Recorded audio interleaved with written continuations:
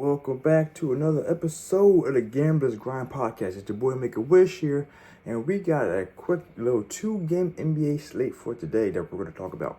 I say quick, but good luck to you guys. I don't know, I'm a little long-winded at times. I gotta find some information for you, you know what I'm saying? So, starting off, we have a game here at 7 o'clock. East Coast, Eastern Standard Time. Cavaliers at the Celtics, all right? Celtics that finally get a chance to play again. It's been forever in the days since we saw those guys. So, game 1 of the series. Let's make sure we have this information out there. All right, Celtics had a 4 or 5 day rest period, 6-day rest period. I forget when they played last. Either way, they had a long extended time.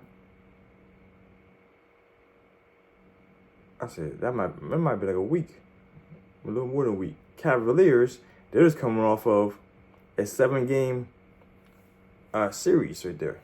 That I don't want to say it was a hard series, but it was a long series. And then they had to fight and scrape back. Because I'm not going to say it before, I did not expect the Cavaliers to end up winning that game, winning that series. The way it was looking, it looked like the hungrier team was the Magic. But when it came crunch time, Magic crumbled. Yeah, it was all smoke and mirrors. You know what I'm saying? But the Cavaliers came back. Came back from what, a 17, 18 point deficit, brought it back, and took that crown. Cavaliers are now playing away. They're not actually a good team on the road, not whatsoever. And Celtics have the best record at home this season, if I remember correctly. I can't give you too much off the top of my head. I'm guesstimating here. But they're still a pretty strong team. So, as I was saying about the Magic Cavaliers were like, all the way around. The Magic were like a second string version of the Cavaliers.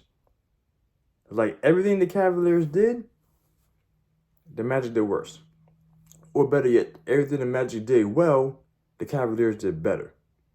But it wasn't astronomically better. The biggest issue we have in that series, was that offensively, they did not have the firepower to actually be consistent and be very strong.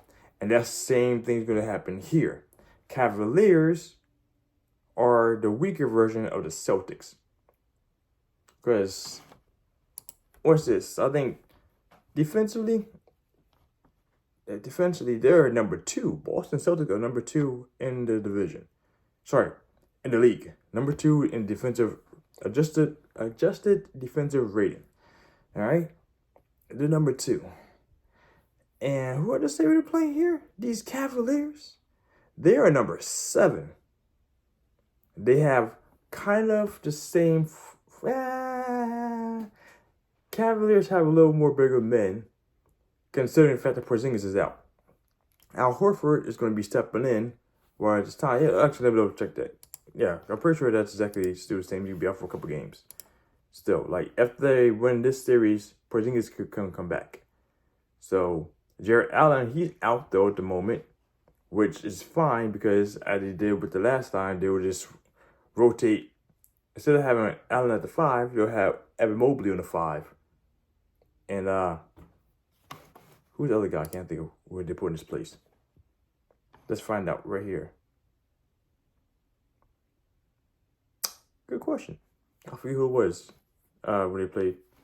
But either way, though, Evan Mobley rose to the 5, and then whoever Evan Mobley's at, they had the guy going there. I can't think of the moment. I'm sorry, guys. But all that being said and done, like I said, we have Dean Wade, Greg Porter, they're out too as well. But, you know, are they people that really matter? Not so much the situation. They may be good for good rotational periods, but nothing's going to be really dependent upon that. The starters are going to be carrying most of the workload. So we look at the Darius Garland. We have the Donovan Mitchell. We have Evan Mobley, Karis LeVert popping in a little more playing, and what's the boy name? Max Strus. There you go. those guys are going to see the most action during this time, especially if, oh my goodness, the boy's name just said, I literally just said his name. Jared Allen, there you go. Especially Jared Allen's out, okay? So those can be the most pivotal guys that can really matter here. And unfortunately, like I said, they're like the little baby versions of Tatum, Brown. Ooh, Derek White. Yeah, Derek White be out there. He popping off. Yeah, everyone, this is going to be an interesting series. I don't foresee, because you see right now, oh, that went up from earlier. Right now, we're looking at the underdogs. Boston is a negative 650 favorite, all right?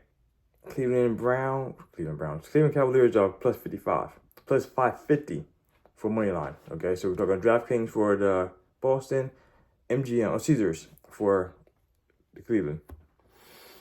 And the spread is negative 12.5, or 12.5. Negative for Boston, positive for Cleveland. Yeah, negative 108 for FanDuel for Boston, and negative 105 for Caesars for Cleveland.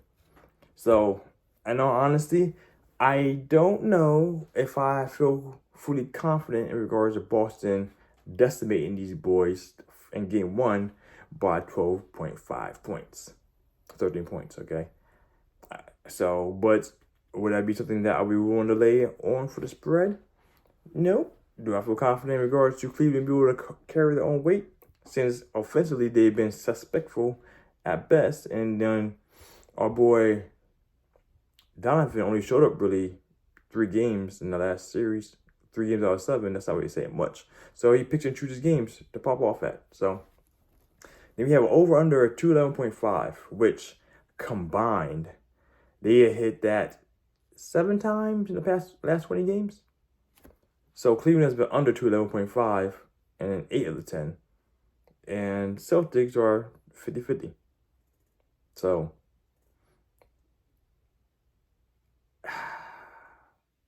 offensively, I don't foresee them being able to carry the weight with the Celtics. But they're both on a relatively slow pace. So there's a potential that it actually might slow down drastically so that, I mean, the Celtics are just very, very shot efficient. I can give you numbers for that too, but I have to determine which that is. 24 in pace is Cleveland, and Boston is number 19. So it's a relatively slower pace game to be expected. High scoring, all depends on what, unless the shots are landing for Celtics, for Cavaliers for one or two of these games, I don't foresee it being hitting over at 207.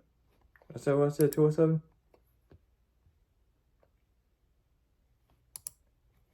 Yeah, at 211. There you go, sorry. At 211.5, I don't see him actually hitting over. I don't really foresee that. So I'm leaning more, I'm feeling the under in this one. Unless, not even. Because even when Donovan was pulling his extra weight, they only hit like 100, like 104, 105, the highest that series. So, I don't know. We're going to see what happens with that over-under in a bit. I think it's going to come down a little further over the course of the series. Unless Boston just beating them by like 20 points and doing like 115 points per game. Which, we'll see. We'll see what happens. Either way, though, this first game, it's definitely a lean towards the Celtics. I hate to be this guy, but because that's just the fact that I'm calling for the parlays. I don't foresee Cleveland coming in after playing hard the last 7 series, playing hard in the last 7 games of the series. I don't foresee them going crazy in the first game. They may be still recovering a little bit, so I foresee this game actually being over by like a 15-point spread. So we're for the parlay here. We're looking at this negative 12.5 for Boston with the under 211.5. I mean, Cavaliers have actually hit the spread 12.5 times. That's hard. That's so hard though. It's hard to guess. Like this is something that if I was actually just straight betting, I wouldn't consider this. I would not consider it at all. But for the parlay, though, just to make an extra leg, one was going to happen. And I would consider, man, is Cleveland going to show up this game? The first game of the series? I think they might. I don't know. This was hard to guess. This was really hard to predict. The first game of the series are really hard to really pinpoint it. Okay, so this one's rough.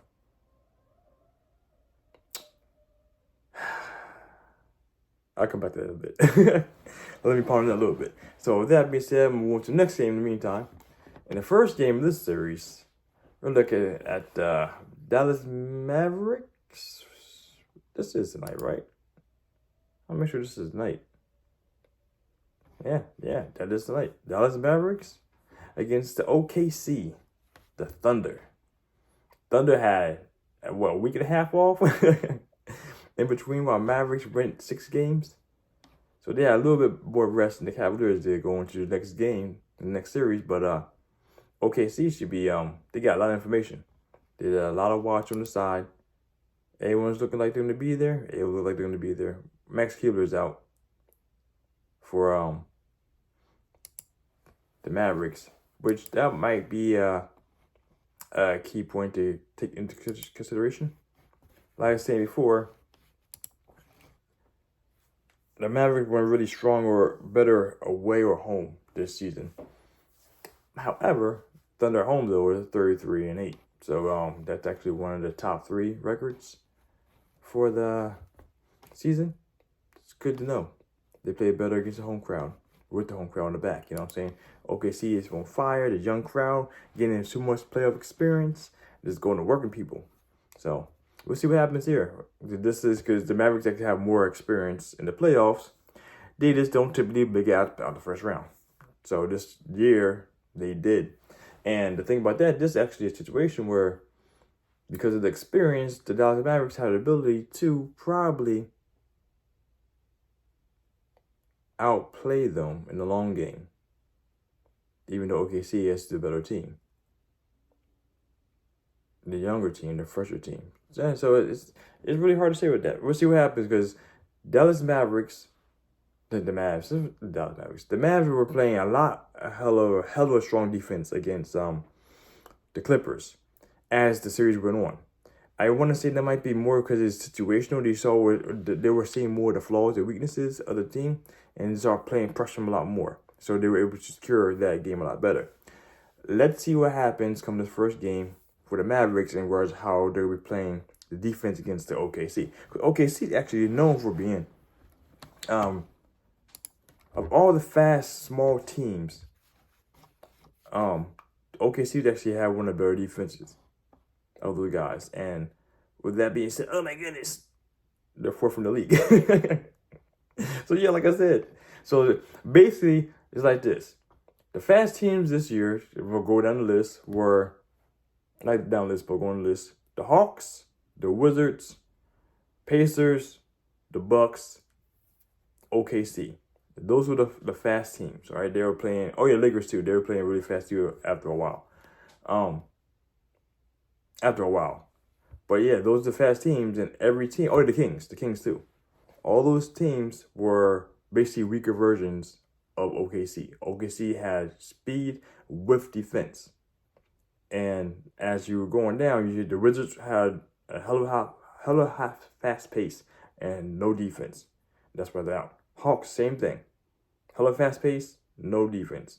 That's why they're out. Sacramento Kings had more defense, but faster pace. But they were unable to overcome the Pelicans and better defense. So they were out.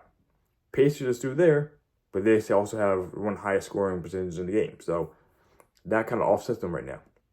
But they're into a defensive team right now, so we'll see what happens in the series. And the Bucks, they're already gone because they ran into the better version of their team, the Pacers. Get them out. So we'll see. OKC playing another team, like another small team. OKC should be the one winning cleanly. Do I want to go so far to say 4-1? Because I do feel that the Mavericks are going to get at least 1. Would they get 2 though? No, I don't know. That's questionable. 4-1 is what I'm calling right now. FYI, which actually, by the way, I should bet that soon. The future bet. But I do feel that's what it's going to be 4-1. Will it be the first game, though? Or the first game really close? Let's see what happens. That's happened in the last series. Because the Pelicans made it such a close game for the OKC, I would actually think it was going to be a 4-1 series, maybe 4-2. A 4-1 series. No. They got swept for that, too. So, congratulations. You guys hold it down for a little bit. Now hold this L. All 4 of these back-to-back. So let's see what happens here with the Mavericks. They got Luka. Luka's a little different. Luka is actually a star. Zion wasn't there, and that changed a lot of things. Everything falling Brandon Ingram and Trey Murphy. So that changed a bunch of things. Was Trey Murphy there? CJ McCullough. Nah, don't matter. They're out. We talk about that now. So right now, this series here, we have -160 going with the OKC at home and at MGM bets. And you have plus 145 for Dallas at ESPN bet. We are spread of 3.5, negative OKC, Dallas positive, DraftKings 110 negative, and Caesars 105 for Dallas. And over under 218.5. Ooh, I'm actually surprised with that. I was thinking that might be a high scoring game. Change the numbers, and no, that's actually 218. But it's not a number that Dallas has hit too often in this series. I mean, not in the series, in the last 10 games. They actually are 3 for 7 for going over that. And OKC 4 for 7 for going over that. So like I said, these games are playing a lot more defensively speaking. And they're not, or in OKC's case, the Pelicans weren't pulling the weight. Because the defense that was there. So that could be more situation here where they actually can cover. They can, Mavericks have a lot better offensive capabilities, output than the Pelicans did. So we'll see in regards to this. I believe this first game is going to set the tone, but it's going to be an anomaly though. I think that both teams are going to come out firing from the very beginning. Dallas Mavericks are the little guys, the underdogs coming in, trying to win to get an edge over OKC. So I do feel there's going to be a lot more threes in this game and a lot more higher shots trying to get higher scores faster. I do foresee that. So even though everything is leaning to 18, under 218.5, I feel this one game is going to be over. But not by much, though. I'll say maybe like a 225 is what I'm forecasting here. And then after that, I think they're going to slow down after they realize who they're playing, make the adjustments they need to make for and how to control the perimeter a lot better, how to control the threes a lot better. Because like I said, OKC has a hell of a good defense. And they have a lot more, they can stop a lot of things happening in the paint a lot better with the boy Chet down there. Chet. So we'll see what happens. This is going to be interesting series. It's hard to call. Again, these are both game ones. So both being game ones, we need a little more information going to game 2 to see what's happening. So I do foresee that I'm gonna go back. I'm gonna call it right there. Just the parlay for the day, guys. The parlay for the day. Whew, I'm back on this already. First game out, I do believe Boston coming in fresher, and they're actually going to outscore these guys by a bunch. Because if you remember, during the series with the Magic, Cleveland away, they got taken out. They lost by about like 52 points total combined, both days. So I'm going to lean the negative 12.5 for Boston with. I think with the over, the thing with the under. This one, everything screams the under. I'm going to lean the under 211.5 for this one. So Boston 12.5 and under 211.5. Okay? Because I don't think Cleveland's going to carry the weight this game. I think they're going to rest. They're not going to rest Donovan, but he's going to rest and not have the output that he was doing before. even though they should come in all guns a-blazing, trying to take over the game, trying to take the lead in the series against Boston, the better team. So, like I said, negative 12.5, under 211.5. Add that with the OKC. Do I want to do the points? Let's go to the spread. Negative 3.5. That's a safer bet here. Well, the better odds bet because you're looking at 160 for the money line, but I don't think it'd be close. It's going to be close by 5 points. So I don't think it'd be close by 4 points, though. By 3 points in it. So, yeah, negative 3.5. I can see that happening with the over on this game. 218.5. Guns are blazing. Shootout. That's what things going to happen this time. So, one more time for the road. 12.5, negative 12.5 Boston, under 211.5 with OKC, negative 3.5 with the over 218.5. That's the parlay for today. Play that, run that. Let's get this money tonight, guys, all right? Happy gambling grinders. Make a wish. Out.